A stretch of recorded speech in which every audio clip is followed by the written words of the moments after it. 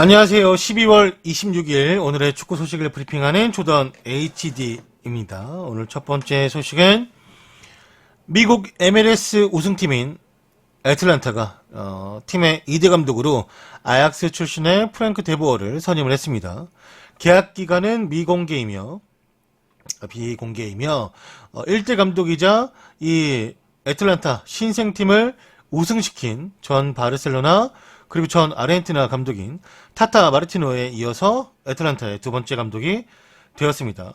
미국 리그도 참 알 수가 없죠. 신생팀인 애틀란타가 초반에 선풍적인 일기를 얻고 좋은 상승세를 그대로 이어가더니 결국 파이널 매치에서 포틀랜드를 만나서 2대 0으로 꺾고 이제 한 2주 전에 2주인가 3주 전에 우승했어요. 네, 대단한 거죠. 데보 감독이 크리스탈 팰리스에서 실패하긴 했지만 그래도 아약스에서 이제 성공한 이력이 있으니까 뭐 보여줄 수 있겠죠. 아무튼 뭐 워낙에 인기가 있는 클럽이기도 하고 애틀란타라는 자체 도시에서 축구가 지금 엄청난 선풍적인 인기라 뭐 잘 편승해서 하면은 데보가 다시 좋은 감독 커리어를 쌓을 수 있지 않을까라고 생각을 합니다.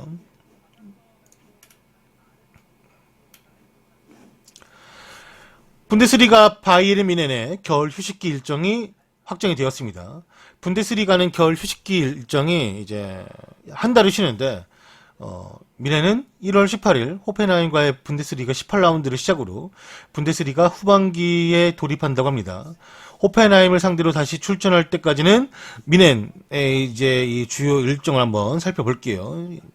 1월 4일부터 10일까지 이제 카타르 도하로 가서 훈련을 진행하고 그 전까지는 이제 쭉 휴가죠. 뭐 크리스마스 일정 해가지고 다 휴가고 그 이후에는 이제 한 일주일 정도 카타르 도하로 가서 훈련을 진행하고 1월 13일부터는 뒤셀도르프에서 텔레콤컵이라는 또 컵대회에 출전한대요. 이거는 근데 이제 뭐 큰 대회는 아니고 그냥 몸 풀면서 이제 다시 감각 좀 끌어올리는 컵대회고 1월 18일 분데스리가 매치데이로 호펜하임과의 경기부터 다시 리그가 진행이 됩니다.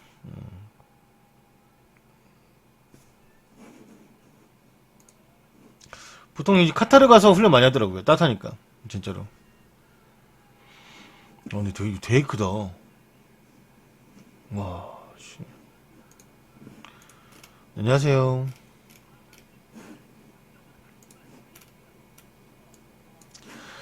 영국 스카이 스포츠에서는 루크쇼의 인터뷰를 주목했습니다. 루크쇼는 무리뉴 경질에 대해서 자신의 소견을 밝혔는데 그가 말하길 무리뉴가 경질되는 것 같은 큰일이 발생하는 것은 팀에 좋지가 않습니다.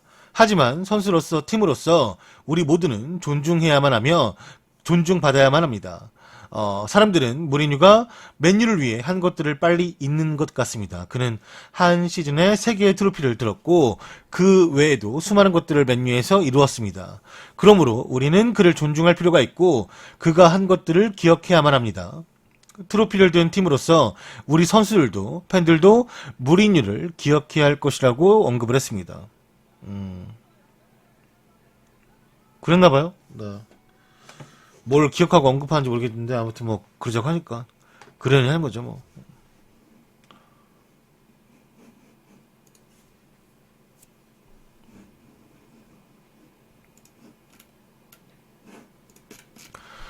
퍼거슨이 맨유로 돌아옵니다. 퍼거슨이 맨유의 과거 영광을 찾기 위해서 컨설턴트로 합류했다고 하며 그는 무리뉴가 경질된 직후 솔샤르와 마이크 펠란을 영입하는 데 큰 도움을 주었고 지난 몇 번의 실패를 돌이키지 않기 위해서 솔샤르와 정기적인 만남도 계획하고 있다고 합니다. 그것과 같은 맥락으로 피터 슈마이켈 또한 현재 맨유의 디렉터를 지원한 상태라고 하며 현재 급성 뇌출혈로 고생하고 있는 퍼거슨은 풀타임 계약을 하진 않았지만 데이비드 길 단장과 보비 탈튼과 같이 보드진의 구성이 될 것이고 우드워드에게 충고와 조언을 해주는 역할을 담당하게 될 것이라고 합니다. 이는 지난 2016년 무리뉴를 영입할 때에는 볼 수 없었던 풍경이며 이 한 소스에 따르면 우드워드는 글레이저 가문에 무리뉴를 경질시키고 싶다고 말을 했고 그에게는 단기간 동안 구단을 맡아줄 적임자를 찾을 필요가 있었는데 이 과정에서 퍼거슨이 직접 나섰고 퍼거슨의 지도 아래 솔샤르와 마이클 펠란이 확실하게 팀에 복귀할 수 있도록 모든 일에 도움을 주었다라고 밝히며 퍼거슨도 이 컨설턴트로 합류하게 된 과정을 같이 설명을 해 주었습니다. 이 데이비드 기리조가 네.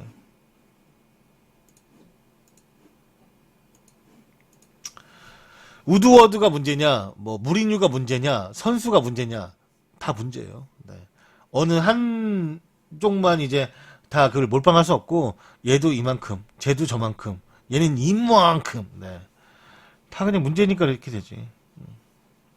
선수를 안 사준 우드워드도 문제고 그 되지 않는 전술을 고집하면서 계속해서 꾸역꾸역 하려고 했던 무리뉴도 문제고 그 무리뉴하고 계속 이제 맞대응하면서 자기 소견을 적당히 밝혔어야 되는데 꾸역꾸역 나도 이거만 할 거야 하고 이제 우겼던 뭐 선수들도 문제고 다 문제죠 뭐.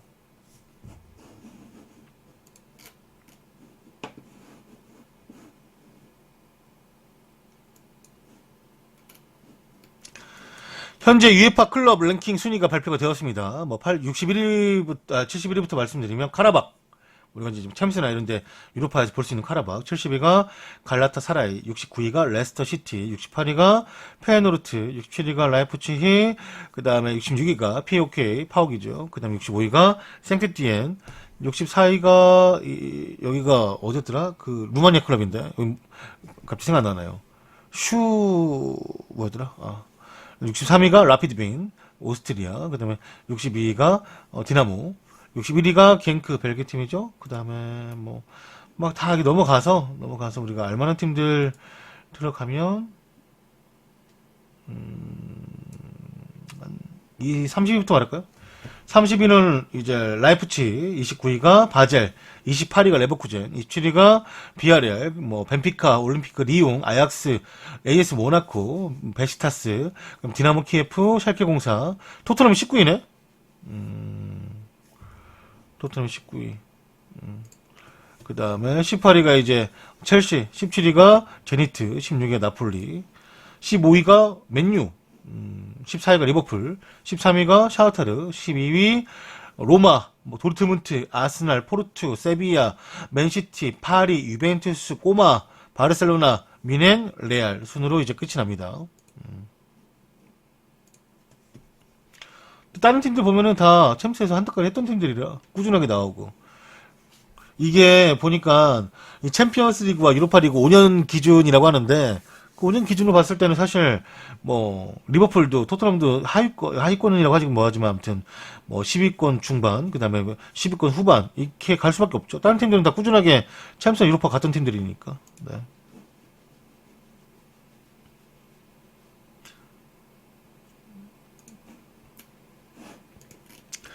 영국 가든지에 따르면 손흥민을 쾌활한 암살자로 언급을 했습니다. 토트넘은 에버튼을 6대2로 떡실신시키며 맨시티와 리버풀과 함께 다시금 우승 경쟁 레이스에 합류를 한 상태이며 가디언은 손흥민을 맨유의 솔샤르와 비교하며 솔샤르가 동안의 암살자라면 손흥민은 쾌활한 암살자 잘 웃기 때문에 그런가 봐요. 그 별명을 붙여주기도 했습니다. 제가 이거를 원래 뭐 언론에서 엄청나게 손흥민 막 이렇게 얘기하면서 했잖아요. 그래서 나도 이거를 손흥민 얘기를 뭐 많은 데서 했기 때문에 좀 가져올까 했는데 일부러 안 가져온 이유는 그냥 뭐 제가 말하지 않아도 여러분들이 몇 번이나 다 하이라이트나 골장면을 많이 봤을 테고 얼마나 잘했는지 본인 여러분들 스스로도 다 알고 있기 때문에 굳이 뭐 제가 이걸 다시 언급하는 건 조금 의미가 없다. 네. 이날 경기는 우리가 박지성 하면 뭐 리버풀전, 그다음 첼시와의 챔피언스 리그, 뭐 아스날전 몇몇 이제 박지성 하면 떠오르는 경기 있잖아요. 손흥민한테도 우리가 손흥민이 나중에 뭐 어떤 경기 잘했지 했을 때 분명히 기억할 수 있는 뭐 첼시전이나 아니면 이런 이제 에버튼 경기 이렇게 생각이 들 만한 경기이기 때문에 굳이 이거를 뭐 어떻게 해서 뭘 잘했다라고 말하기보다는 이때는 뭐 이날은 온더볼, 오프더볼 상관없이 다 잘했잖아요. 네, 수비 가담도 잘해줬고 손흥민 선수가 이날 경기 후에 인터뷰에서도 뭐 되게 겸손함을 보여주면서 뭐 축구 선수가 좋은 날도 있고 안 좋은 날도 있는데 오늘 같은 날은 잘 됐고 이렇게 잘 됐을 때에는 또 안 좋은 날을 미리미리 대비해 두는 것도 좋은 경험이 될 것이다라고 말하면서 요즘에 손흥민이 확실히 나이를 잘 먹고 있다. 특히나 이제 이 대표팀 안에서는 중고참 저 아직까지는 이제 고참이라 할 수 없는 게 뭐 기성용이나 그 구자철 같은 짬찌가 많기 때문에 손흥민을 이제 뭐 고참까지는 뭐 좀 그렇고 중고참 나이가 있으니까 중고참을 봐야 되는데 이 많은 어린 선수들 아니면 이제 손흥민에게 좀 조언을 받을 수 있는 선수들에게 좋은 말을 해줄 수 있는 옛날 기성용이나 박지성이나 이렇게 우리가 그전 세대던 홍명보나 이런 사람들처럼 좋은 말을 해줄 수 있는 사람들이 있었잖아요. 손흥민도 그 계열을 잘 타고 있지 않은가 생각이 듭니다. 아무튼 뭐 최근에는 원래는 좀 너무 안 좋아서 초반에 너무 안 좋아가지고 근데 그때는 이제 아시안 게임 갔다 와서 몸 상태도 안 좋고 했으니까 좀 걱정을 많이 했는데 확실히 뭐 자기 할 거는 꾸준하게 잘 해줬던 선수이기 때문에 좀 쉬고 관리를 좀 해주니까 금세 돌아오더라고요. 손흥민 선수 참 요즘 잘하고 있어가지고 뭐 기분이 좋죠. 저도 손흥민 덕을 좀 봤으니까 여러모로 고마운 감정도 있고 아무튼 손흥민 지금처럼 해주면 뭐가 걱정이겠습니까? 뭐 부상 없이 잘 아시안컵까지 가가지고 시즌 잘 보내길 바라야죠.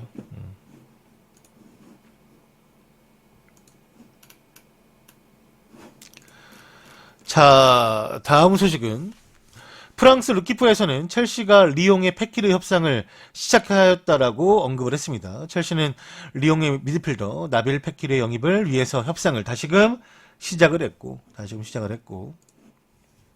이적료는 5,300만 파운드, 755억을 제시할 거라고 합니다. 지난 여름 패키르가 프랑스 트레이닝 센터에서 메디컬 테스트를 따로 완료를 했고 리버풀 미디어팀과 인터뷰까지 끝냈지만 끝내 리버풀로 이적이 성사가 되지 못했습니다. 레키포에 따르면 첼시는 패키르 이적에 가장 앞서 있던 이제 팀이고 에이전트 PB 자하비를 투입해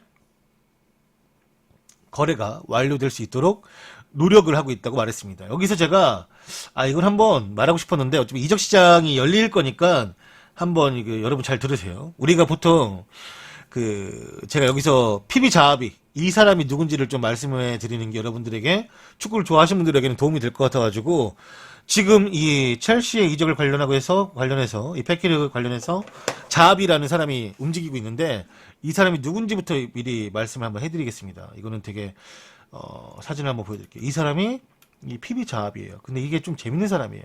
네. 뭐가 재밌냐? 이 부분은 제가 여러분들에게 알려드리려고 추가적으로 자료 조사를 한 건데 이런 것도 축구 팬들이 좋아하니까 한번 잘 들으세요. 우리가 보통 지금 이 시대에 슈퍼 에이전트라고 하면은 다들 멘데스하고 라이올라를 언급합니다. 이 두 세력을 지금 가장 큰 그 세력으로 생각을 하고 있지만 여기에 대응할 수 있는 게 바로 이 할아버지인 PB 자합이라는 에이전트예요. 오히려 멘데스보다 그리고 라이올라보다 선배격이고 원래 전 세계적으로 이제 슈퍼 에이전트라는 칭호를 받은 1세대 에이전트라고 생각을 하면 됩니다. 김동완? 어디서 김동완을 자합이 얘기하고 있는데 격떨어지게. 원래 이 자합이라는 사람이 출발은 축구 기자였다고 해요. 축구 기자. 1955년 이스라엘에서 태어난 이 자하비가 22살 때 이스라엘 유력 신문인 하스포트에 입사를 했고 이 하스포트에서는 이 양반이 담당했던 게 잉글랜드 축구 전체 담당이었다고 합니다. 매년 여름 이스라엘 오렌지가 특산품인가 봐요. 아무튼 이 이스라엘 오렌지를 싸들고 리버풀의 연습구장을 찾을 정도로 열성적으로 축구 기자 일을 했다고 하며 그 인연이 그를 에이전트로 들어서게 했는데 이 오렌지가 자하비를 만들었다라고 할 수가 있겠죠. 이 자하비가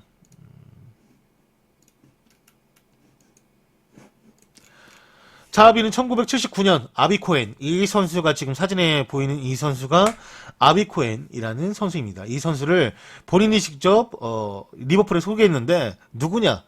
이스라엘 수비수예요. 자기랑 국적이 맞는 이스라엘 수비수. 그러니까 리버풀에서 자비가 보는 눈이 있는 것 같으니까 우리가 수비수가 좀 필요한데 네가 좀 괜찮게 아는 선수 없냐? 잉글랜드 선수 아니어도 되니까 좀 알아봐 달라 했는데 이 코엔을 추천을 했고 코엔이 이제 테스트를 받고 합격을 받아서 이 리버풀과 이 계약을 하게 됩니다. 20만 파운드의 이적료로 코엔을 영입하게 된다고 하는데 이 영입이 이 자하비가 축구 기자를 그만두고 에이전트 길로 들어서는 이 경력이 시작이 돼요. 이 자하비가 1990년대 들어서 본격적으로 에이전트 활동을 시작을 했고 자하비의 촘촘한 인적 네트워크가 힘을 발휘하면서 잉글랜드 축구계에서 누군가를 만나기 위해서는 자하비를 거칠 수밖에 없는 상황까지 왔습니다. 그 정도로 이제 이 자하비라는 사람의 힘이 급속도로 커져나갔고 이 논란도 있었는데 2005년 자하비가 아스날과 계약이 남아있던 애슐리 콜의 에이전트와 첼시의 무리뉴 감독을 만나게 해주었기 때문에 사람들이 이게 불법 접촉이 아니냐 이거를 왜 접촉을 이제 만들어주냐 말을 했던 거죠. 그래서 이제 이 축구협회에서 자하비에게 징계를 내리려고 했지만 이스라엘 에이전트로 등록이 되어 있던 자하비가 이제 공식적인 에이전트였기 때문에 따로 이제 처벌을 받은 건 없대요. 정작 자하비에게 따가운 눈초리가 쏟아지는 것은 그가 무분별하게 해외 자본을 잉글랜드 내로 끌어오고 있다는 비판들이 있었고 그때는 이제 잉글랜드가 우리는 우리 힘으로 우리의 자생력으로 뭐 살아남겠다 했었는데 자하비가 그때 알고 있었던 거지. 니들 축구로는 절대 어림없다. 그리고 이 금액적으로 너무 쪼달린다 잉글랜드가. 그래서 이제 따로 해외 자본을 가져왔습니다. 뭐 자하비가 가장 큰 해외 자본을 이제 가져오게 되는 게 아마 여러분들 잘 알고 있는 것일 거예요. 네. 그게 잠깐 뒤에 할게요. 자하비가 이제 프리미어리그에서 강한 힘을 가지고 있었는데 그는 굵직한 선수들만 데리고 있던 것이 아니라 구단주들하고도 엄청난 네트워크가 있었으며 이 자하비가 들여온 프리미어리그 내로 들여온 외국 자본 어디냐면 바로 로만입니다. 로만이 잉글랜드 안으로 들어올 수 있도록 문을 열어준 사람이 이 자하비인데 자하비가 이걸로 엄청나게 유명하죠. 그러니까 첼시랑과 자하비가 엮인다면은 이거는 거의 이루어질 수 있는 가능성이 매우 높다라는 거죠. 지금 상황에서도. 네. 자하비가 직접 나선 최근에 이적에 관련된 행보가 뭐가 있냐? 그러면 네이마르입니다. 네이마르. 현재 이제 자하비가 네이마르가 파리 생제르맹으로 이제 이적할 수 있도록 도와준 것만으로도 수수료가 160억을 받았고 최근 이제 자하비가 또 신경 쓰고 있는 선수가 누구냐면 자기 소속에 있는 레반도프스키 이 레반도프스키 이적에 관련돼서 마지막 한번 큰 행동을 한번 할 수 있는데 여튼간에 자하비가 이 레반도프스키 에이전트 계약이 끝나가던 무렵에 직접 레반도프스키가 연장하고 싶다. 이 자하비와의 계약을 연장하고 싶다. 이렇게 또 해가지고 지금은 자하비가 새롭게 재계약을 맺었죠. 레반도프스키랑. 이 자하비가 되게 약간 좀 매너 있게 이적 협상을 하는 걸로 유명한가 봐요. 그래서 자하비는 좀 선호하는 구단들도 많고 자하비를 라이올라나 이제 맨데스는 워낙에 이제 쩐을 많이 밝히니까 물론 뭐 자하비라고 안 밝히는 건 아니지만 상식적으로 이제 대응을 하니까 그렇다 보니까 아무래도 선수들이 또 맨데스나 라이올라 쪽이 아닌 그런 이제 반대의 성향은 자하비를 많이 또 선호한다고 해요. 네.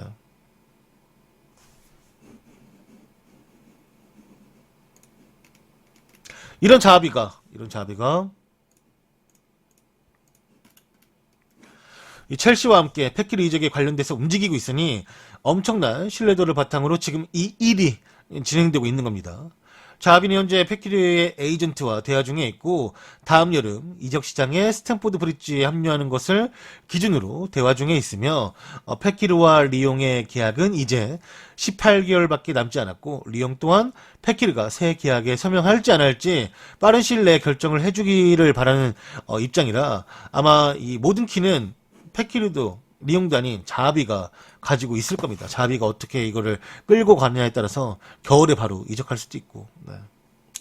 아마도 리옹은 이득을 취해야 하기 때문에 패키르가 첼시로 이적할 가능성이 현재는 매우 높게 점쳐지고 있습니다.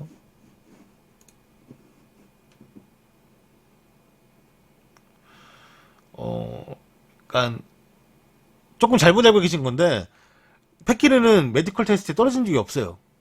메디컬 테스트는 합격을 했는데 그 과거에 가지고 있는 부상 전력 때문에 이제 그게 문제가 된 거지. 메디컬 테스트는 합격이 되었기 때문에 그때 이제 리버풀과도 다 계약적으로 어떤 비디오 찍고 했던 거죠. 네. 정확히 따지면.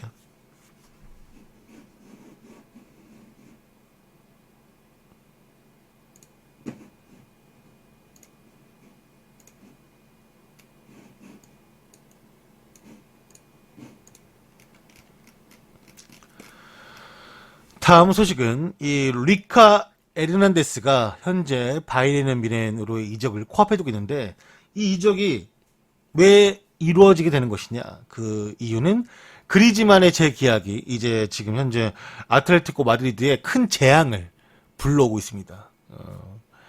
리카와 그의 대리인은 아틀레티코에게 바이에른 뮌헨으로부터 제안과 떠날 가능성이 사실이라고 말을 했다고 합니다.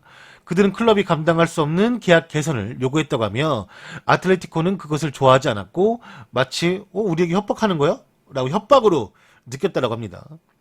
뮌헨은 리카 에르난데스에게 연봉 850만 유로 110억으로 4년을 제한했으며 아틀레티코는 이미 라리가가 정한 임금 제한에 도달했기 때문에 이 금액을 절대로 맞춰줄 수가 없는 상황입니다.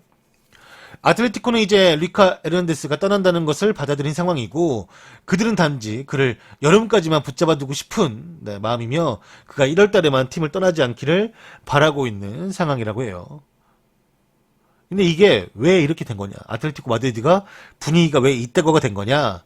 이 모든 게 앙투안 그리즈만 때문이죠.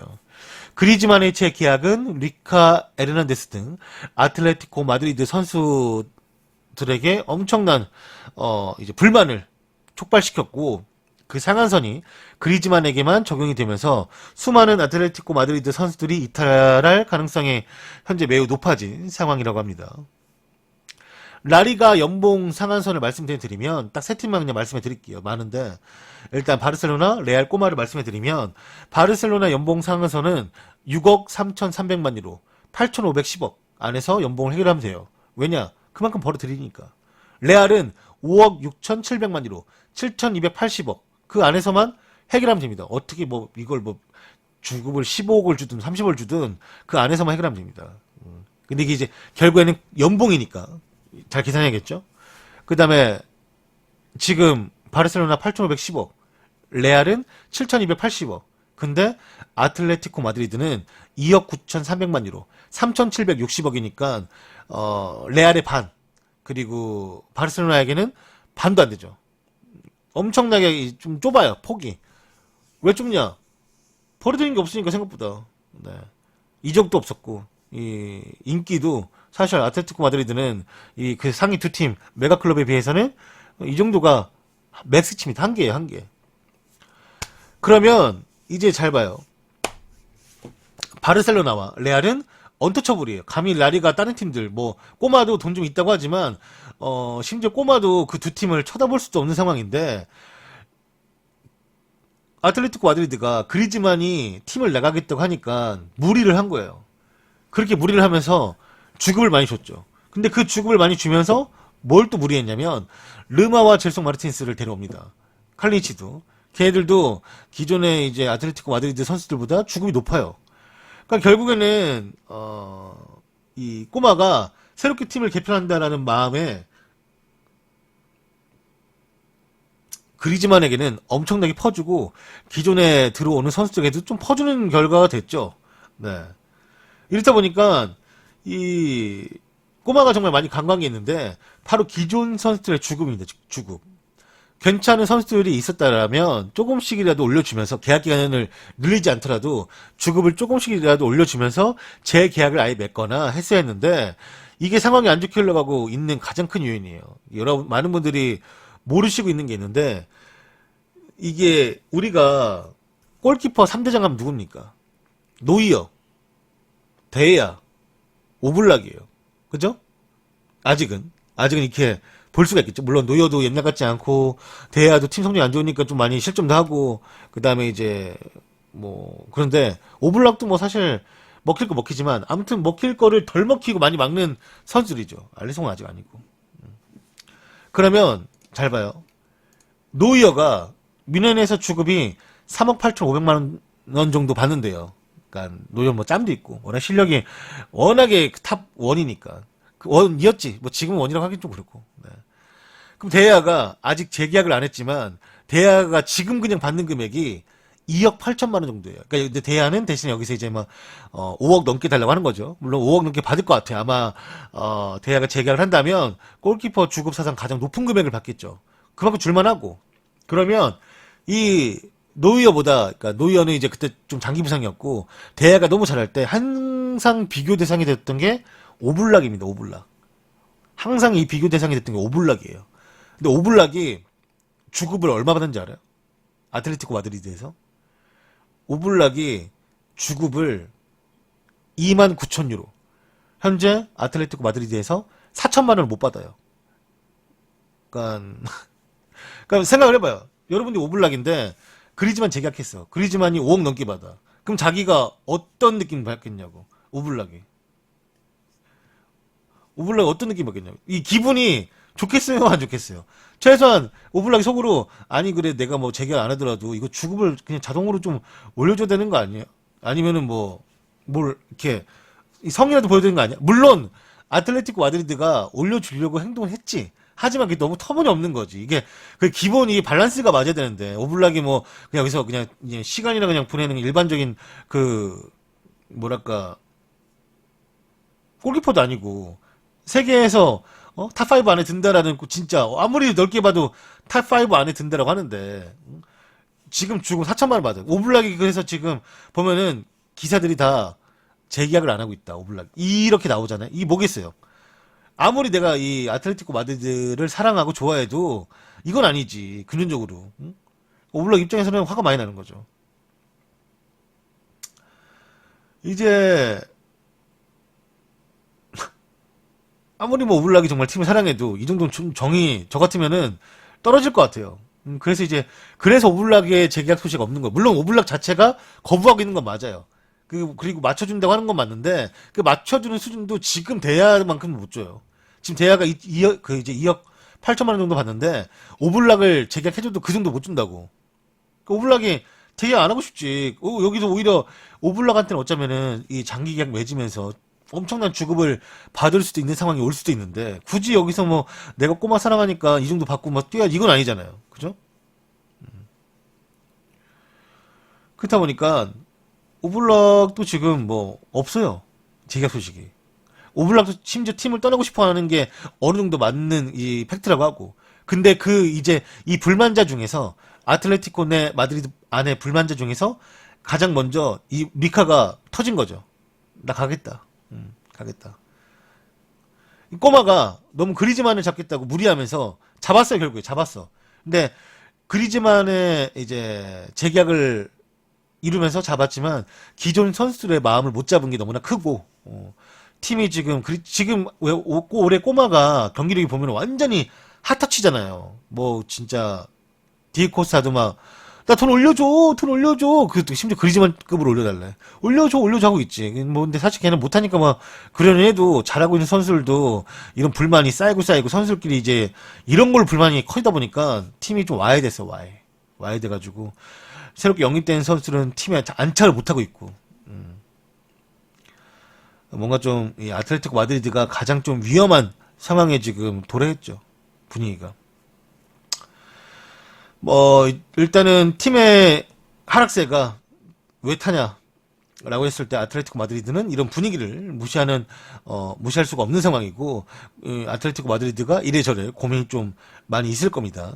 여튼 뭐 아틀레티코 마드리드 소식을 앞으로 계속 많이 마주하게 될 거예요. 이것은 아마 좋은 소식보다는 안 좋은 소식으로 마주하게 될 건데 오늘 일부러 조금 약간 큰 이제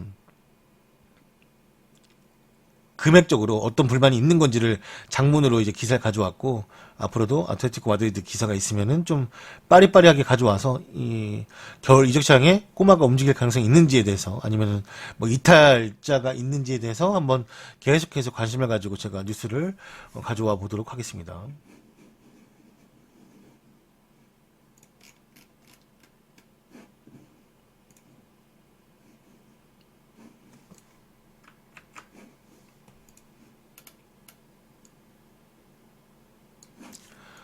아자르의 레알 마드리드 이적에 합의했다라는 현지 소식이 들어왔습니다. 첼시의 드레싱룸에서는 벌써 아자르가 레알과 이제 합의했다라고 다들 믿고 있다고 하며, 아자르는 월드컵 이후 첼시를 떠날 수 있다라는 힌트를 남긴 후에 레알과 꾸준히 링크가 되고 있었고, 이제 그 이적이 성사된 것으로 보고 있다고 합니다. 첼시에 영향을 주고 있는 것은 에단 아자르이며, 드레싱룸은 그가 레알 마드리드와 계약에 합의했다라는 느낌을 받고 있고, 아자르가 그토록 모든 것에 대해서 평온하고 첼시와 재계약 협상을 하지 않는 이유가 바로 이런 확실한 선택지가 있는 상황에서 결정을 내린 것이다라고 현지에서는 바라보고 있다고 해요. 그 결정을 이제 아자르가 뭐 실행을 시킬지 아닐지는 이제 좀 지켜봐야 되는데,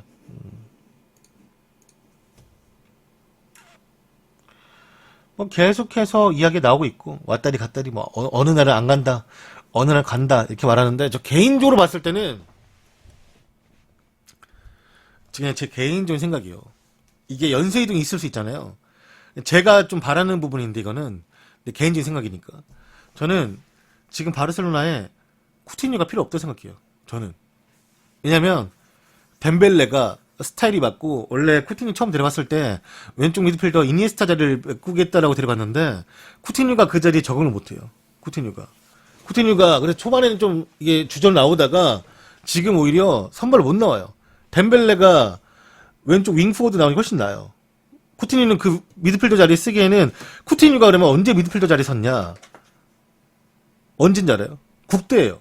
네이마르가 있으니까 원래 쿠티뉴가 리버풀에 뛰던 왼쪽 윙포워드 자리에 못 쓰죠. 네이마르 있으니까. 그러니까 내려와서 쓸 수밖에 없으니까. 근데 바르셀로나는 공격 자리는 사실 그게 수비 가담이 큰 곳이 아니지만, 미드필더는 이 수비적인 기본 룰을 좀 알고 센스가 있어야 되는데 쿠티뉴가 그게 엄청 떨어져요.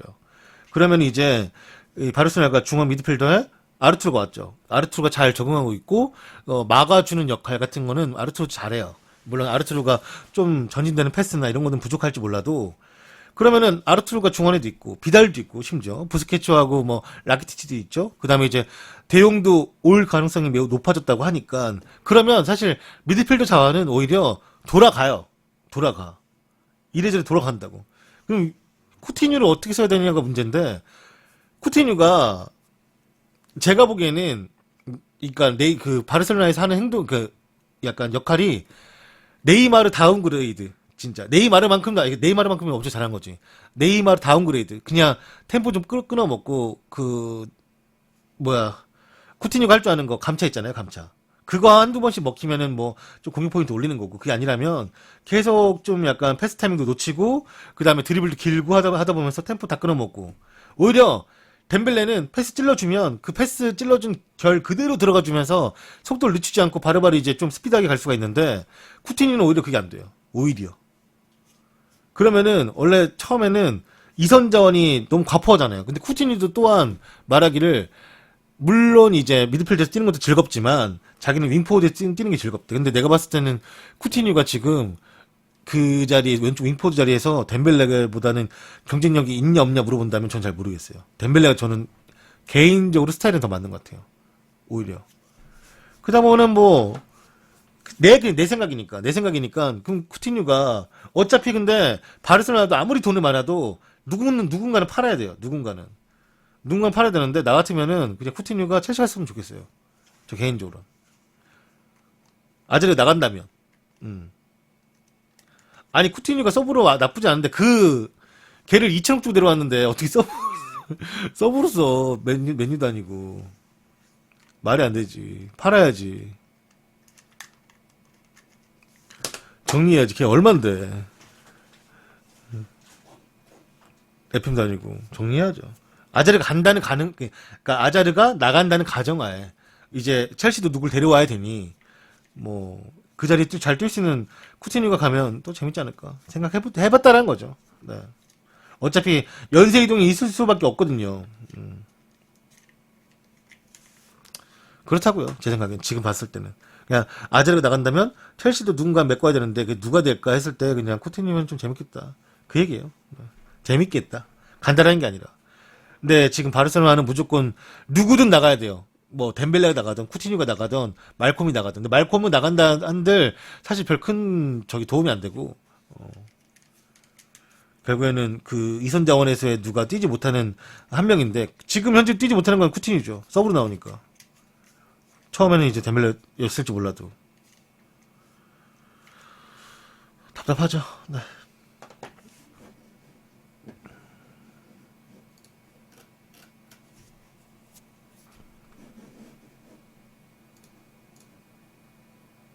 유재석 만세님이 10개를 조던에게 후원하였습니다. 스터리지 팔고 쿠티뉴 재영입은 어떤가요? 스터리지 팔고 쿠티뉴 재영입이 어떤가요? 구단에서 그렇게 나갈 때 지저분하게 나갔는데 스터리지 팔고 안 들어오면 됩니다. 쿠티뉴 오면은 또 그거대로 문제야. 만에 제각했는데 쿠티뉴 뭐 씨.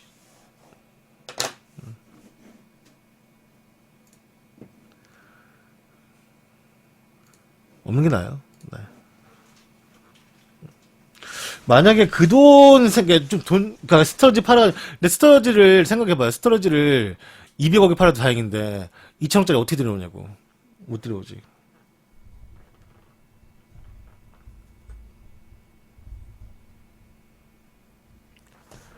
이선의 자리가 없어. 아 물론 뭐 마네가 요즘 좀 상태가 좀 약간 그 가끔씩 애매모호하긴 한데. 리버풀도 좀 키워 쓰고 해야 이제는 키워 쓰지 않을 수가 없어요. 이 금전적으로 다 너무 비싸가지고 FFP 맞추려면은 아무리 돈을 많이 버는 그 메가클럽이라고 해도 이제는 키워 쓰긴 해야 돼요. 한두 명 정도는 진짜 어떻게든 그 밑에서 올려가지고 기회 주고 하면서 키워 써야지. 이거를 다 막 사서 쓰기에는 이제 정말 너무 힘들었어요. 너무 힘들었어. 특히나 우리가 이선 자원이면 공격수들은 워낙 비싸잖아요. 기존에 이만큼 해도 비싼. 오히려 돈이 생기면 난 돈이 생기면 그냥 공격수를 좀 괜찮은 선수를 한 명 데려왔으면 좋겠다라는. 지금 다부르 얘기 나오잖아요. 다부르는 우리가 짤짜브르크에서 많이 봤지만 그 정도 괜찮죠. 다부르 정도면. 스터러지 내보내고 토토충 그거 씨 내보내고 해야지.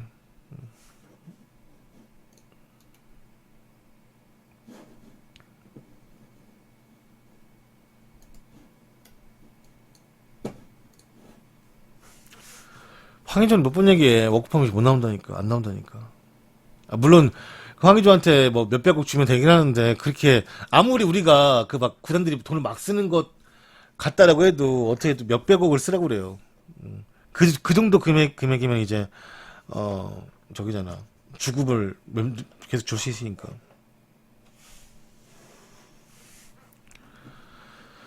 첼시가 1월달에 이적 시장에서 이과인, 페키르, 퓰리시치 영입을 원한다라고 합니다. 첼시는 1월 이적 시장에서 이과인과 페키르, 퓰리시치 3명을 노리고 있다고 하며 이 3명은 선수가 모두가 런던에서의 생활을 바라고 있고 그렇게 오고 싶다라고 인터뷰도 한 적이 있습니다. 첼시와 사리 감독은 공격 옵션 강화를 원하고 있고 이 3명의 영입을 통해서 스쿼드를 강화시킬 수 있다고 보고 있기 때문에 구단에 언지를 해놓은 상황이며 첼시도 최대한 사리의 요구를 들어줄 생각을 가지고 있다고 합니다. 이게 뭐냐면 이과인도 가고 싶어요. 그러니까 왜냐면 밀란은 지금 재정적 페어플레이를 어겼다가지고 그 벌금을 내야 돼요. 그래서 이과인을 지금 빌려서 쓰고 있는데 그 돈을 못 내게 생겼어. 그러면 이제 방 빼야지. 이과인도 솔직히 밀란에서 뛰어보고 이 팀은 더러운 팀이다. 안 된다 이거 해가지고 약간 정이 떨어졌나 봐요. 오히려 첼시를 프리미어리그로 가가지고 사리 감독 아래서 뛰어본 적이 있기 때문에 좀 리프레시 할 필요도 있고 가가지고 뭐 첼시도 원하고 오히려 뭐 그 모라타 사업들을 해준다고 하니까 땡큐죠. 네.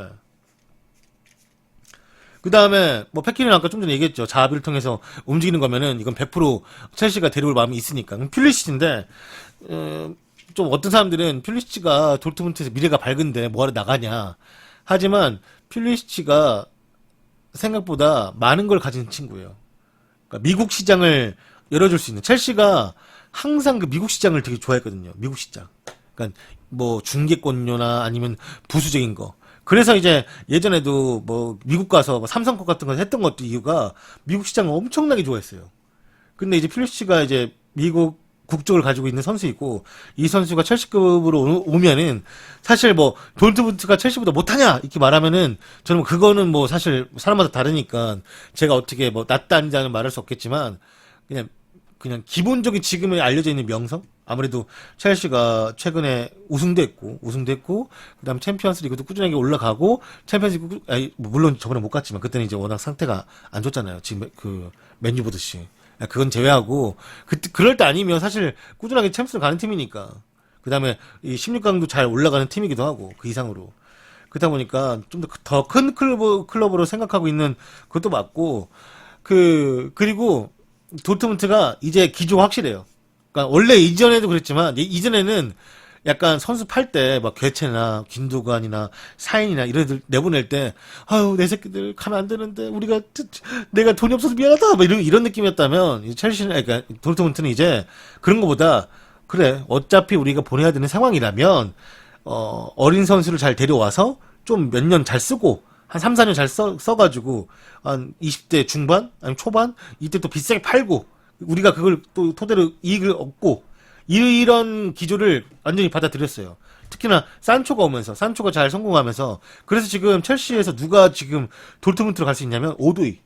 아마 올 시즌 프리시즌에서 이 아주 빠른 스피드와 좋았던 이제 공격 센스로 약간 많은 이제 첼시 팬들에게 관심을 끌었던 오도이가 도르트문트하고 링크가 뜨고 있어요. 그 말인즉슨 오도이는 사이드도 볼 수 있고 그 사이드에서 새롭게 잘 적응할 수 있는 스타일의 선수라고 생각하기 때문에, 뭐 퓰리시치 비싸게 팔아서 오도이 가져와서, 오도이는 또 사실 성장 급여금만 보조금만 주면 돼요. 그게 안 비싸다고. 그렇다 보니까 그냥 퓰리시치 데려와서 그냥 쓰겠다는 거지 바로. 뭐 그런 생각인가 봐요. 근데 물론 이제 도르트문트가 그래도 1월 달에 보내고 싶지는 않을 겁니다. 왜냐면은 그래도 시즌 끝나고 여름에 보내는 거가 훨씬 더 이제 이상적이라 생각하고 있고, 그다음에 좋은 거라 생각하고 있는데, 모르지. 겨울에 정말 좀 더 큰 오버페이를 해서라도 퓰리시치 필요하다고 하면은 뭐 갈지도. 그래서 아마 이과인과 패키르는 진짜 1월 달에 바로 갈 수도 있어요. 진짜로. 근데 이제 퓰리시치는 좀 봐야겠지만, 약간 이번 이적 시장이 정말 재밌게 흘러가지 않을까.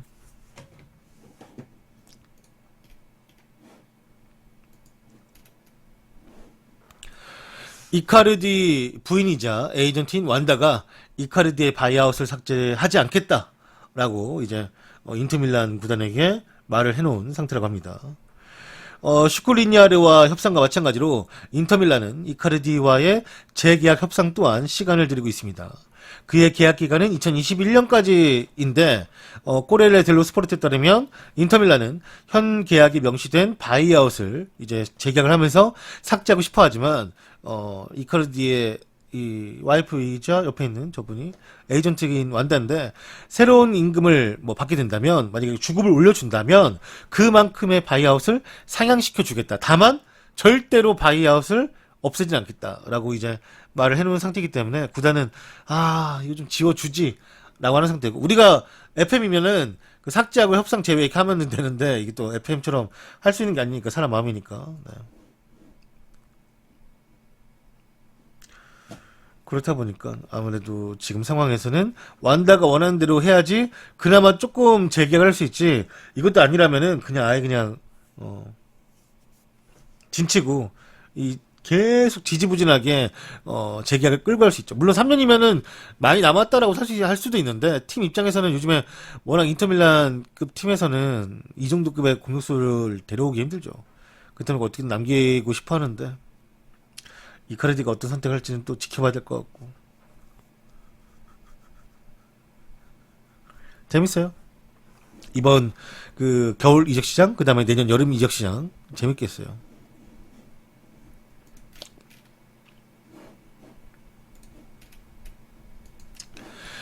영국 스카이 스포츠에서 뽑은 2018년도 프리미어리그 최고의 선수에는 모하메드 살라가 선정이 되었습니다.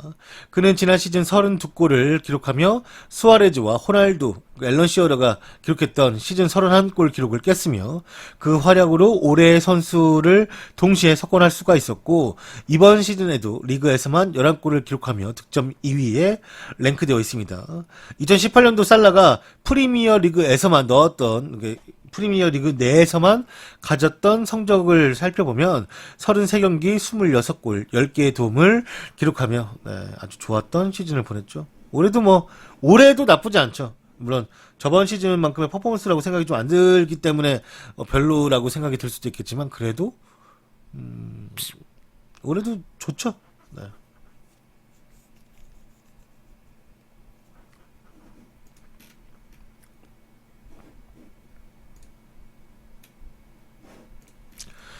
중국 정부는 2034년 월드컵 유치에 참전하며 이것을 시진핑의 주도하에 움직일 것이라고 합니다.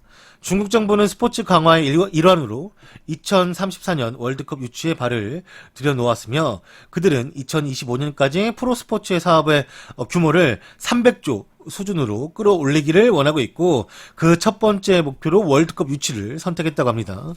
2008년 베이징 올림픽 때부터 시작된 이 논의가 올해 들어 처음으로 다시금 중국 관리들의 전폭적인 지지를 받으며 다시금 이제 시작이 되었고 열렬한 축구광인 시진핑의 승인 또한 떨어지면서 이 시진핑 주도하에 2034년 월드컵을 중국에서 꼭 유치시키라고 해놓은 상태라고 해요.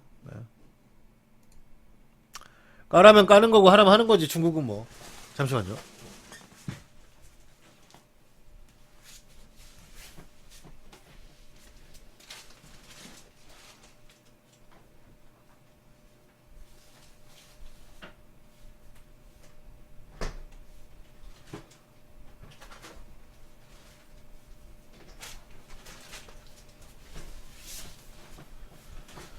자, 중국이 또 로비 하지 않겠습니까? 이게 아마 월드컵을 한번 또 치러야 또 이제 좀 강한 나라 느낌까지는 아니지만 더 중국을 더욱더 알릴 수 있는 방편이 될 테고 시진핑은 또 그런 걸 원하고 있겠죠. 저때 되면은 아시아가 월드컵 티켓이 8.5장이 되는데 물론 그전부터 되지만 되는데 일단 개최를 더 유지하고 그 개최를 더 생각하는 것 같아요. 월드컵 출전에 그런 건 당연하다라고 생각하는 것 같고. 네.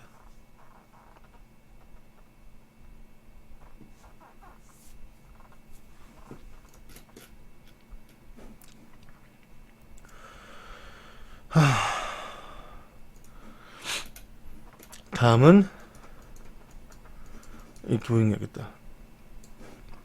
9년 전 오늘 슈퍼 발롱도르를 받은 디 스테파노에 관한 소식입니다. 알프레도 디 스테파노는 1989년 12월 24일에 슈퍼 발롱도르 9년 전이 아니지 19년 전 19년 그 슈퍼 발롱도르를 받았으며 최종 투표에서 플라티니와 크루이프를 제치고 레알 마드리드의 전설이 슈퍼 발롱도르의 영예를 안았으며 프랑스 매거진 에서 주는 거잖아요. 이 발롱도르가.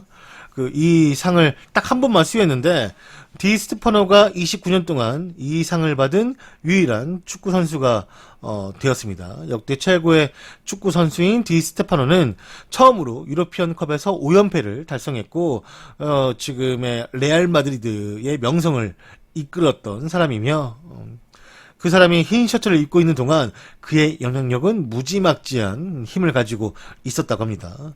디 스테파노의 발롱도르 수상 기록은 1957년과 59년에 2개를 받았는데 이 슈퍼 발롱도르로 봤을 때는 이걸 받을 수 있는 사람이었나 봐요.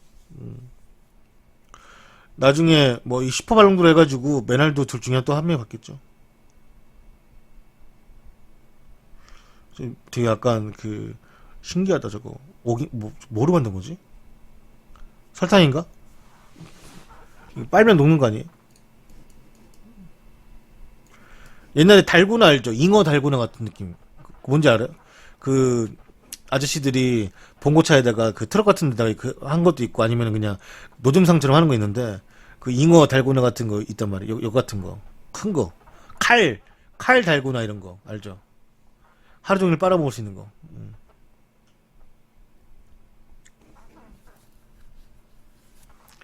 그런 거 같네.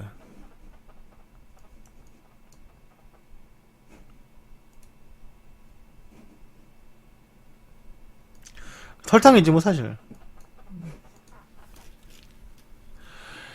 리버풀은 연간 7,500만 파운드, 1,070억 이상의 유니폼 스폰서 계약을 체결하기 위해서 협상 중이라고 합니다.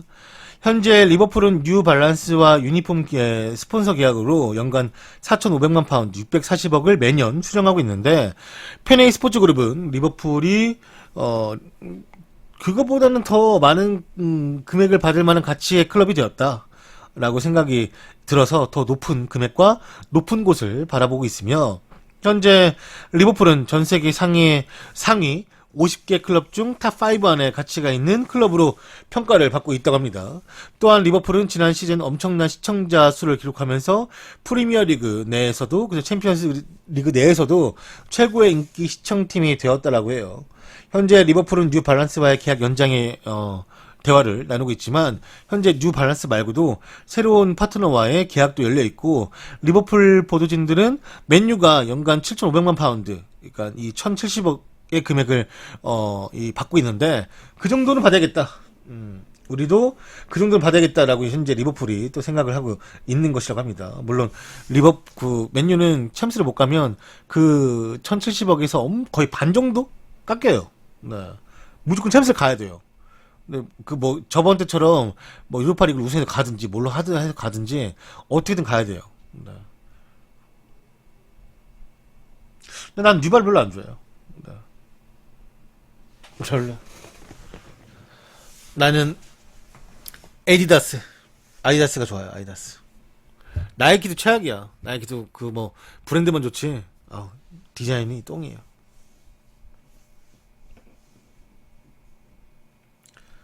퓨마는 모르겠어요. 아스날 보면은 퓨마 별로인 것 같고, 밀란 같이 고유로 가는 팀들은 또 괜찮더라고. 365가 뭐예요? 그거는 메인 스폰서고, 지금 우리가 말하는 거는 그게 아니잖아요. 엄브로면 나 엄청 좋지. 나 엄브로면은 미치지. 나 엄브로 너무 좋아요, 진짜.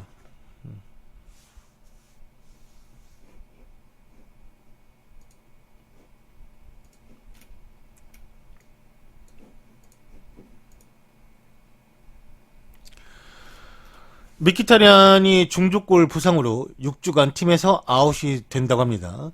미키타리안이 오른발 중족골 골절을 당했고 6주 뒤 풀 트레이닝에 아마도 복귀를 할 것이라고 현재 팀에서 예상을 하고 있다고 해요. 네.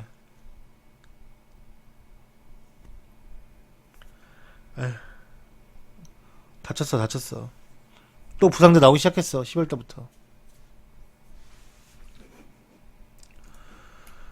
부상의 악령에 그리운 아스날 부상자에 관련된 소식입니다. 좀 전에 말씀드렸다시피 미키타리안이 중족골 부상으로 6주간 팀에서 이탈할 것이고 몬레알은 오른쪽 햄스트링 부상으로 브라이튼전에 앞서서 테스트가 필요하다고 하며 무스타피 수비수는 오른쪽 햄스트링 부상 이번 주에 풀 트레이닝을 소화할 예정이라고 하니까 아마도 좀 급하면 수비수 서브에도 들어올 수 있다. 그 다음에 베리는 오른쪽 종아리 부상 2주 정도는 더 팀에서 이탈할 것이기 때문에 당연히 이 주중 경기에서 나올 수가 없고요. 로폴딩은 시즌 아웃, 데니엘백 시즌 아웃. 네. 현재 부상자가 지금 읽어드린 선수만 6명이고 이거 외에도 좀 약간 쩌리급까지 하면은 또 난리 났어요. 네, 아스날.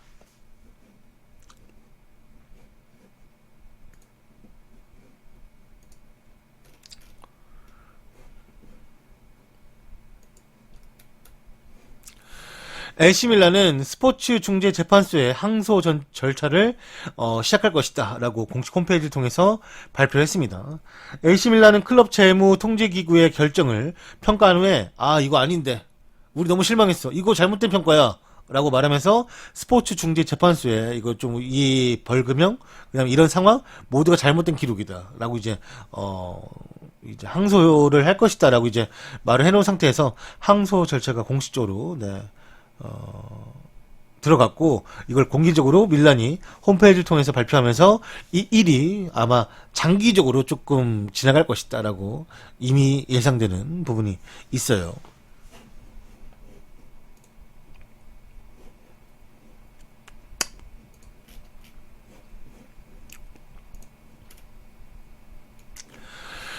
크리스마스 이브에 병원을 방문한 호날두에 관한 소식입니다.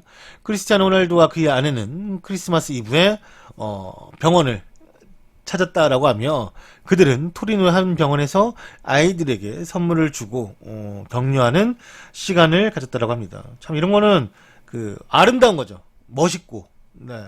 저는 호날두 이런 부분을 참 좋아해요. 근데 그 이외를 안 좋아하는 거지.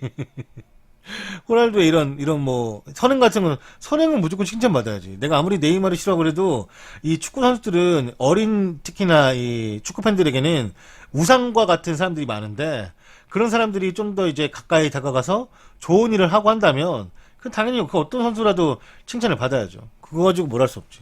네, 아주 훌륭한 행동이고, 호날두가 좋은 행동을 한 거죠. 네. 크리스마스 이브 때 바쁘면 솔직히 다 바쁘잖아요. 생각해보면. 근데 저기 병원을 찾아가지고 아이들과 웃음을 나눌 수 있고, 특히나 좀 약간 지금 상황이 조금 아픈 친구들이잖아요. 저 어린 친구들이.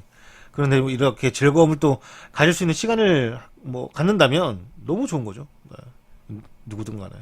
이런 거는 뭐 당연히 박수 쳐주고, 솔직히 나보고 날두랑 메시 중에 다시 태어나면 나는 호날두 안 좋아. 싫은데? 메시로 태어날 건데? 너 왜 호날두를 생각하지? 난 메시 태어날래 그냥. 저는 좀 그냥 그거는 아닌 것 같아요. 네. 여자가 많아서? 뭐 그래요? 여자가 많아서 호날두처럼 살고 싶어요? 모르겠네. 네. 애도 낳았는데 여친. 난 애 낳았으면 와이프가 있는 게 더 나을 것 같아요. 여친보다. 네. 지금 와이프죠, 호날두는. 메시로 태어나서 구토로 태어나라고? 미친 새끼 아니야 저거? 또라이 새끼? 넌 오줌마이 새끼야 우리 방에. 구토가 왜 나와? 그럼 호날두 태어나서 강간할 거예요? 본인은? 그럼 개소리야.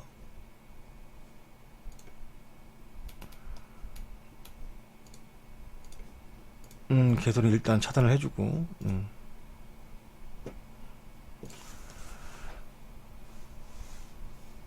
여튼간에 네, 호날두의 사진이 이렇게 올라왔더라고요. 여기 또 다른 친구들 보러 갔나봐요.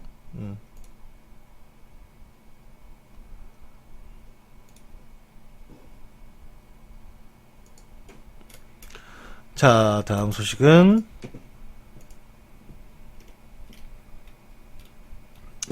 10년이 지나서야 우승 메달을 받은 저메인 대포가 화제가 되고 있습니다.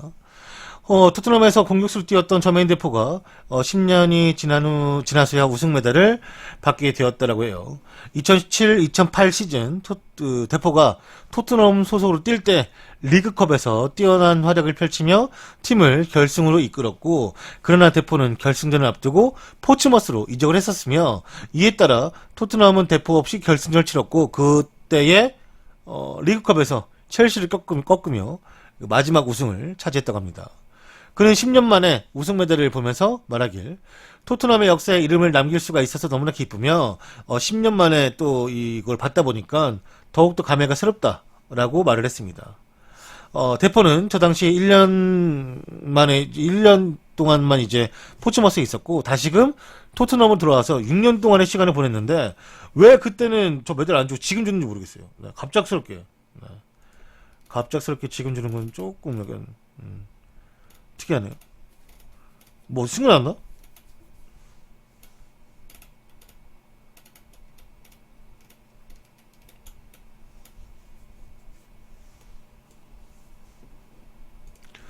아니 6년 동안 뛸 때는 토트넘에서 왜 안 줬지? 진짜?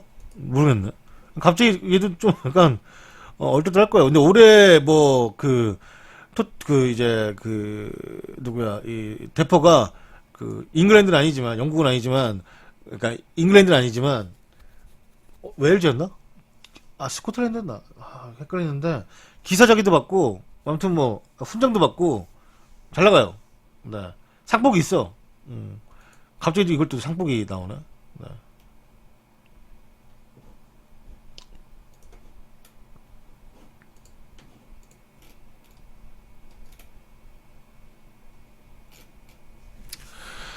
열세 골을 넣으며 득점 선두에 등극한 음바페에 관한 소식입니다. 파리의 2018년 일정이 모두 끝났습니다. 음바페는 마지막 경기에서 결승골을 넣으며 득점 선두에 올랐고 현재 득점권 선두를 살펴보면 음바페가 이 리그왕에서 13골로 1위, 그 다음에 네이마르가 11골로 2위, 카바니가 10골로 3위. 역시 그들만의 리그. 네.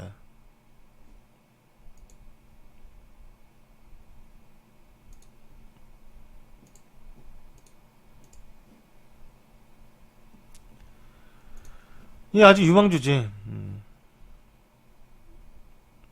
그 나이로 봤을 땐 아주 한창 어리니까. 그러니까 얼마나 클지 예상도 안 되는 거죠. 사실 음바페가. 아, 얘 진짜 뛰는 거 보면 참 잘하던데.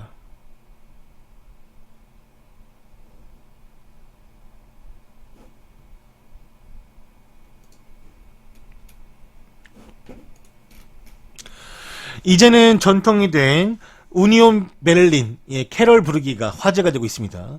12월 23일에 우니온 베를린 팬들은 크리스마스 캐롤을 부르며 축제의 분위기를 즐기는 것이 이제는 이 클럽의 전통이 되었고 23일날 16번째 크리스마스 캐럴 부르기 이 동참한 팬들이 28,500명이라고 해요. 클럽 장내 아나운서 이 크리스티안 아바이트가 장내 들어섰을 때 홈 구장이 꽉 차 있는 상태였다고 하며 이 유니온 베를린의 원래 이제 홈 구장 만석이 22,000명 정도인데 저 그라운드까지 안에 들어가가지고 28,000명이 넘은 거예요.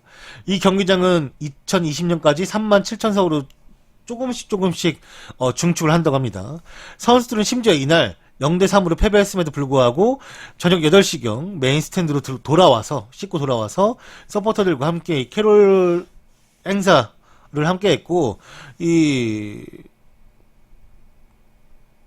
우니온 베를린이라는 팀이 독일 팀인데 그 팬클럽 그리고 모든 직원 및 자원봉사자들 모두가 이 안으로 들어와서 함께 노래 부르기도 하고 이날 뭐 이렇게 크리스마스를 다 같이 보내면서 시간을 즐기는 게 클럽의 전통이 됐다고 합니다. 이게 언제부터 된 거냐면 2003년에 이 이브리그 꼴찌로 주저앉아가지고 더 강등됐을 때도 심지어 우리가 이렇게 강등됐을 때 우울하게 생각하지 말고 이 좋은 날이니까 그러니까 크리스마스 전 자체가 좋은 날이니까 우리 함께 뭐 노래 부르면서 뭐 힘을 내보자 뭐 이런 취지로 시작했던 것들이 현재는 이제 이 유니온 베를린만 하는 게 아니라 이 주변에 몇몇 다른 클럽들도 다 이거를 좀 계승해가지고 이 홈에서 경기가 열리면 이런 행사를 좀 갔나 봐요. 경기 끝난 뒤에.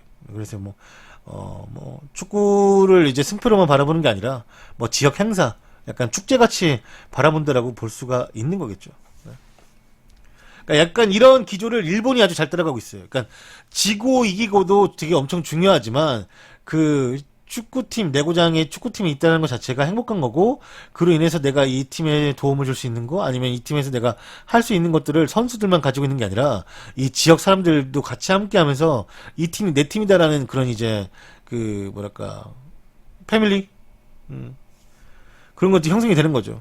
그래가지고, 이 팀이 잘하든 못하든, 1부 리그에 있든 2부 리그에 있든, 가서 내고장 팀이 잘 되길 바라는 게 이제 전통적으로 쭉쭉쭉 이게 쌓이면 그게 참 그게 전통이라 봐야겠죠. 그래서 K리그가 그런 걸 하기에는 너무 이 역사 짧아. 일본도 똑같이 역사를 짧지만 일본은 준비를 잘했고 그동안에 중국은 돈으로 처벌하는 거고 모두 안 돼요. 모두 안 되면 우리만의 그런 이제 스타일을 찾아야 될 텐데 그게 찾지 못했죠.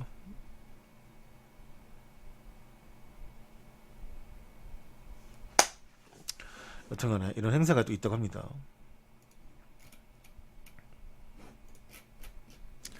손타클로스 선수가 1일 직원을 연기하며 깜짝 몰래카메라를 진행을 했습니다. 토트넘의 구단 채널인 스퍼스 TV를 통해서 손흥민은 팀 동료인 벤 데이비스와 함께 공식 토트넘 스토어에서 직원 분장을 한 채 팬들과 소통하는 영상을 공개를 했습니다. 영상 속 손흥민은 판매 직원을 연기를 했고 벤 데이비스는 매니저 역할을 담당했으며 손흥민은 벤 데이비스가 분장한 모습을 보고 마치 해리포터 같다라고 말하며 웃음을 자아내기도 했습니다. 그들은 자신의 모습을 숨긴 채 팬들을 위해서 직접 유니폼을 판매하기도 하면서 재미있는 모습을 연출했고 두 사람은 마지막에 분장을 제거하며 많은 팬들을 깜짝 놀라게 했으며 이로써 손흥민과 벤 데이비스가 이번 크리스마스를 맞아 많은 팬들에게 특별한 추억을 선사해 주었습니다. 이 영상은 게재가 되자마자 엄청난 조회수와 댓글을 기록하며 화제를 모으고 있더라고 하는데 나는 개인적으로 너무 재미없었어요. 진짜 너무 준비를 성의없게 하더라고.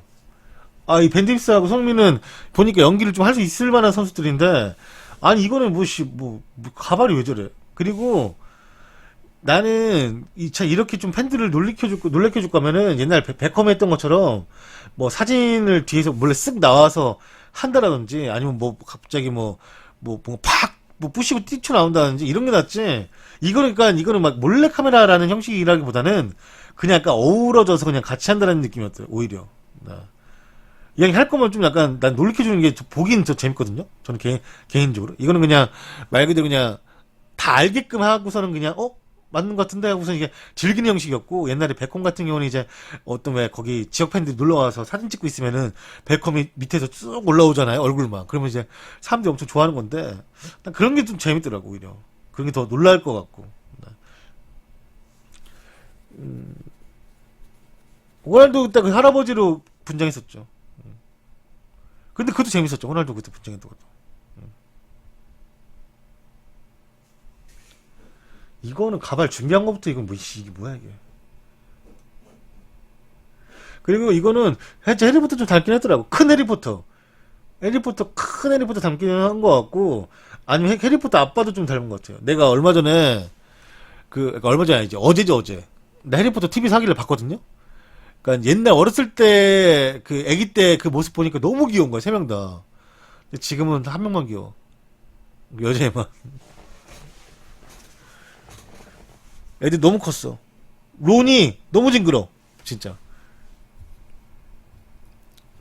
그리고 내가 해리포터 주인공이었는지 반지의 제왕 주인공 걔가 반지의 제왕 주인공 같다 생각해보니까 아주 헷갈리는데 반지의 제왕 주인공 같아. 맨날 헷갈려.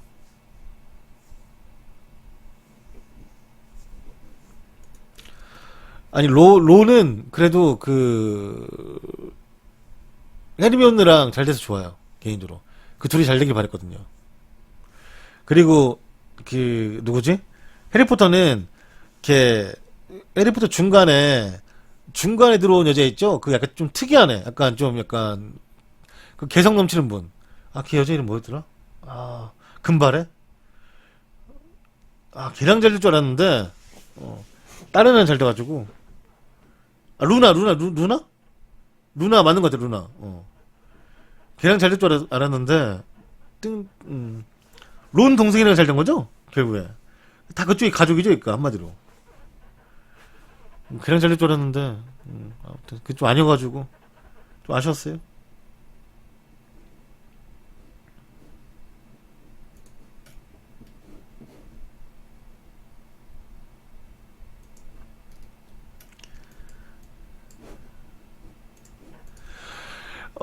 이 루메니게가 사비 알론소가 다시금 미넨으로 돌아오길 바란다라고 언급을 했습니다.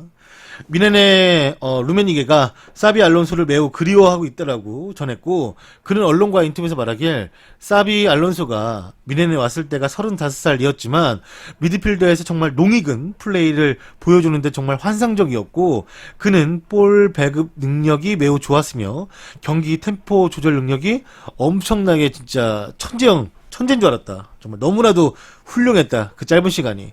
알론소는 한 템포 빠르게 판단하고 움직였는데 그것이 자신에게 부족한 체력을 커버해 줄 만큼 매우 대단했고 그런 그가 다시금 미넨으로 돌아오길 희망한다라고 전했습니다. 근데 선수가 아니라 현재 사비 알론소가 이 코치 라이센스, P급 라이센스를 따기 위해서 장기 레이스 이게 한 1년인가 2년짜리인데 이거를 지금 따고 있으며 루메니게는 알론소가 훌륭한 코치가 될 것이라고 믿고 있기 때문에 특히나 알론소가 언어적으로도 되게 훌륭한 사람이래요. 독일어도 엄청 잘했어가지고 실제로 미네네에 왔을 때도 독일어로 언어적 문제가 없었기 때문에 그러한 이런 뛰어난 선수였고 뛰어난 능력을 가지고 있는 사람이 코치로 된다면 꼭 우리가 데려오겠다. 미넨으로 데려오겠다라고 언급을 했습니다. 알론소도 리버풀에는 별로 미련이 없더라고. 이 스페인 것들이 토레스도 그렇고 나가서 아주 한 번 얘기를 안 해요. 응? 토레스는 나는 토레스가 그 얘기할 때 좀 마음이 좀 짠한 건 아니고 좀 마음이 좀 짠났던 게 뭐냐면 토레스가 그 이제 스페인 돌아가서 나중에 이제 할 때쯤에 그러니까 은퇴가 이제 현역 은퇴 말고 그러니까 이제 스페인을 떠나는 그런 은퇴. 거기서 말을 했었죠. 뭐 자기 이 축구 인생을 되돌아보면서 얘기하는데 뜬금없이 나는 리버풀에 갔을 때 내가 우승할 줄 알고 갔는데 그게 아니어가지고 뭐 좀 시간이 아깝다? 뭐 이런 식으로 얘기하더라고. 새끼가. 나 거기서 정내미가 확 떨어졌어. 알론소는 그래도 좀 뭐 이렇게 오라고 하면 오기도 하고 막 이것저것 얘기도 해주는데 걔는 뭐 그냥 그래요? 뭔가 좀 시간 아깝다라는 식으로 얘기하길래 좀 짠하더라고. 이 새끼. 루이스 가르시아는 괜찮지. 그 양반은 뭐 가끔씩 그 리버풀 경기 보면은 자기 그 트위터나 인스타그램에 그 리버풀 컵 같은 거로 뭐 마시고 있다라는 사진도 좀 보여주고 하는데 그 정도는 아니더라도 그냥 어째 떠난 거 그냥 좋게 포장해줄 수 있는데 아꼈나 봐요 좀. 할 말 없는 게 첼시 가서 또 우승해가지고 또 할 말 없으니까 더 짠난 것 같아요. 솔직히. 짠나네요. 또 생각해보니까.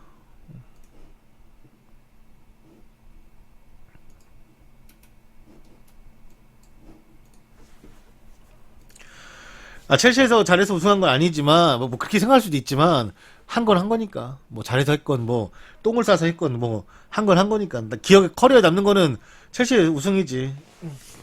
리버풀은 걔한테 시간만 잡아먹은 그런 클럽이겠지.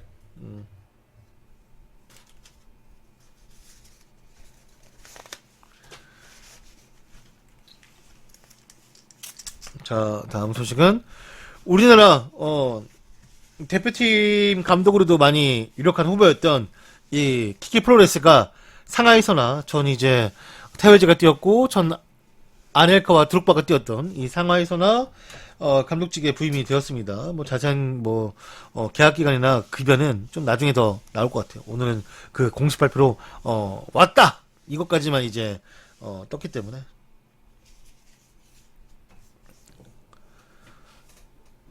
돈이 좋지. 난 뭐 이해합니다. 감독들은 돈이 좋은 거.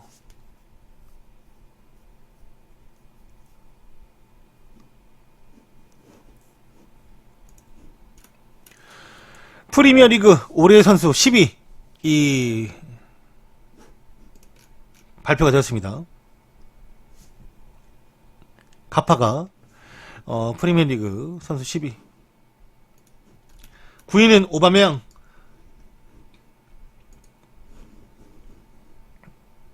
8위는 리버풀의 밀러. 밀러. 7위는 맨시티의 아구에로. 네. 6위는 맨시티의 그 에드레송. 사실 저는 에드레송 잘 모르겠어요. 개인적으로. 다른 애들 다 인정하는데 얘 뭐 괜찮은 것 같은데 막 뭐 얘가 막 우와 막 이런 느낌이 별로 솔직히 없거든요. 네. 5위는 짱다이크.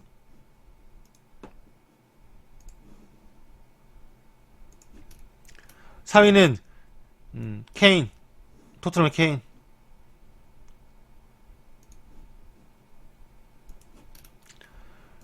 3위는 맨시티의 스털링. 아, 스털링 잘했죠. 스털링 진짜 인정할 만큼 잘했지. 그리고 2위는 첼시의 아자르. 1위는 누구겠습니까? 1위 팀 선수가 되겠죠? 네. 모살라. 네. 모살라였죠. 네. 그리고 내 마음속에 영순이, 그것은 손흥민이 없죠. 네.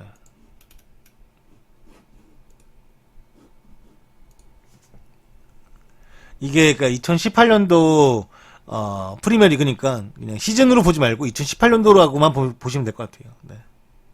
그러니까 결국에는 8월달에 이제 프리미어리그가 개막을 했으니까 8월달부터 12월달까지 그냥 그로 보시면 되죠. 뭐.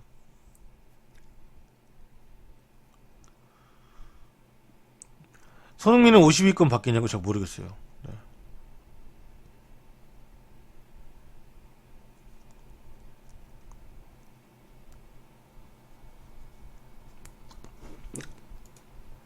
자, 여러분들 오늘 준비한 뉴스가 모두 끝이 났습니다. 이 영상은 유튜브를 통해서 보실 수가 있고요.